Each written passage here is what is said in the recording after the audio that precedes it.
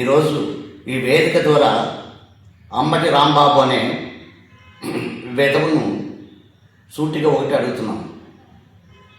అంబటి రాంబాబు, నిన్నటి రోజున నీవు నడి రోడ్డుపై ఒక పెప్సీ విషయానికి వెళ్ళి నువ్వు అక్కడ మాజీ మంత్రివై ఉండి నవ్యాంధ్రప్రదేశ్ను అన్ని విధాలా కాపాడుతున్నటువంటి మహానుభావుడు ముఖ్యమంత్రి నారా చంద్రబాబు నాయుడు గురించి ఏం కూసావు విధవా? నువ్వు ఏం మాట్లాడావు?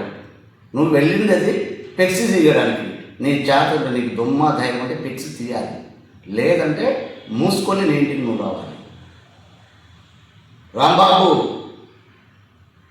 మీకు మీ యొక్క సహచరులకు ఒకటే చెప్తున్నాం, మీరు అధికారం ఉన్నప్పుడు మీరు చేసిన దుర్మార్గ పనులన్నీ ఈరోజు బయటకు వస్తున్నాయని, తిరుమల వెంకటేశ్వర స్వామిని కూడా ఆయన యొక్క ఆత్మను కూడా భంగం కలిగించే విధంగా చేసినందుకు ఆ శ్రీమన్నారాయణ గొప్పవాడై మిమ్మల్ని 151 సీట్ల నుంచి 11 సీట్లు పరిమితం చేసిన ఇప్పటికీ ఆ కల్తీ నేలు ఏ విధంగా ఉన్నారంటే మీరు కూడా అందరూ కల్తీనే.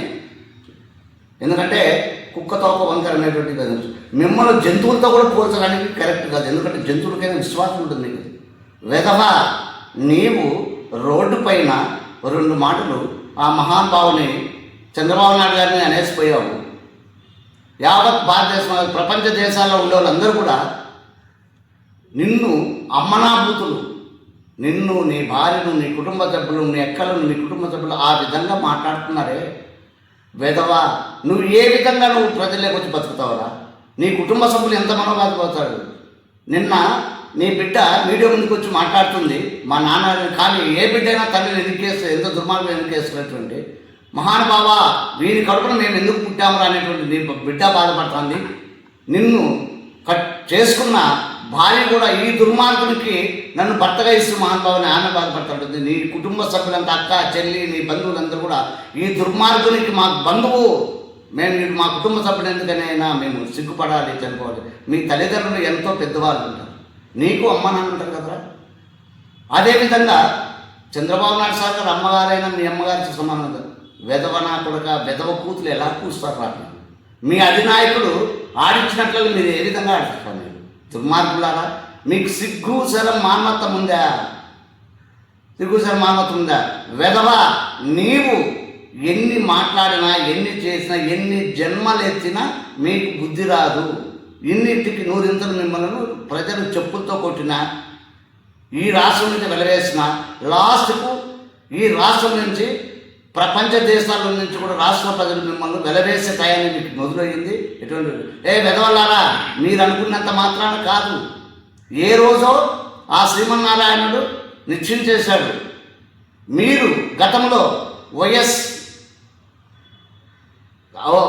కాంగ్రెస్ ప్రభుత్వంలో ఆ రోజుల్లోనే చంద్రబాబు నాయుడు గారి కుటుంబం పనిచేసి అలిపి దగ్గర మీరు చేసిన దుర్మార్గానికి యమలోకం వరకు పోయినటువంటి, ఆ పైకి పోయినటువంటి ఆ మహానుభావుడు ఆ దేవలోకం నుంచి మళ్ళీ దేవతలంతా దీవించి ఒక, అయ్యా చంద్రబాబు గారు, మీరు తెలుగుదేశం నాయకుడిగా కాదు, అక్కడ ఉన్న 2 తెలుగు రాష్ట్రాలలో మీకు దేవుడు, నువ్వు దేవునిగా పరిపాలించే టైంగా దండిగా ఉందని ఆ మహానుభావుడిని మనసు రూపంలో మళ్ళీ కిందికి పంపించారు. వెధవలారా, అది గుర్తుపెట్టుకోండి. మీరు ఎన్ని చేసినా, మీరు ఎన్ని కుట్రలు చేసినా నారా చంద్రబాబు నాయుడు గారు కానీ కుటుంబాన్ని కానీ ఏమి కూడా పీకలేరు. మీరు అది గుర్తుపెట్టుకోండి.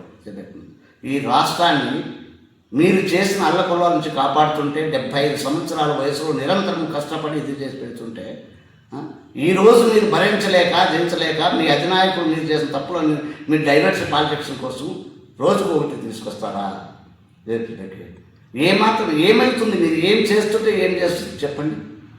ఈరోజు మీరు ఎన్ని పగటి కళలు కనినా, ఎన్ని ఇదులు చేసినా ఈ రాష్ట్ర ప్రజలు మళ్ళా మీకు ఓటు వేస్తారు, మిమ్మల్ని గెలిపిస్తారన్నట్టు మీరు పగటి కళలు కనాల్సిందే. కానీ ఎటువంటి పరిస్థితుల్లో కూడా మీకు ఈ రాష్ట్ర ప్రజలు మిమ్మల్ని క్షమించే ప్రసక్తే ఉండదు.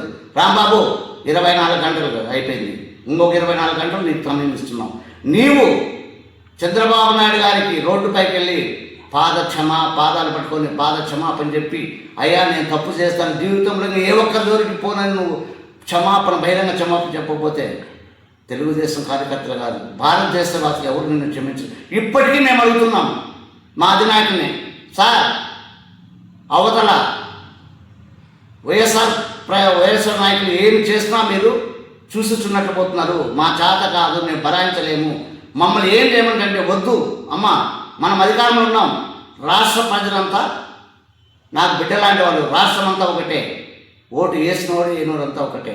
వాళ్ళు పోయినట్టు మీరు పోద్దండి, ఏ యుద్ధంసాలకు పోద్దండి, ఎవరిపైన యాక్షన్ తీసుకోవద్దండి అని మమ్మల్ని ఇప్పటికీ సలహా చేస్తుంటే ఆ మహానుభావుడికి, నారా చంద్రబాబు నాయుడు గారికి, ఆ కుటుంబానికి ఉన్నటువంటి సహనం, వారికి ఉన్నటువంటి నీతి నిజాయితీ, అదిరా పెదవల్లారా. ఆ మహానుభావునటువంటి సహనాన్ని మీరు చేతకాలం కింద తీసుకుంటున్నాడు. ఆయన ఒక్కసారి కనుసైపు చేశాడంటే మిమ్మలను ఈ రాష్ట్రం కాదు ప్రపంచ దేశాల్లో లేకుండా తరిమేటువంటి శక్తి ఈ తెలుగుదేశం కార్యకర్తలకు నాయకులు. వెదవల్లారా, ఇప్పటికైనా సరే వెంటనే క్షమాపణ చెప్పి తీరాలి. లేని పక్షంలో నిన్ను ఎటువంటి పరిస్థితుల్లో కూడా బయట తిరగనిచ్చే ప్రసక్తే ఉండదని చెప్పి అంబటి రాంబాబుని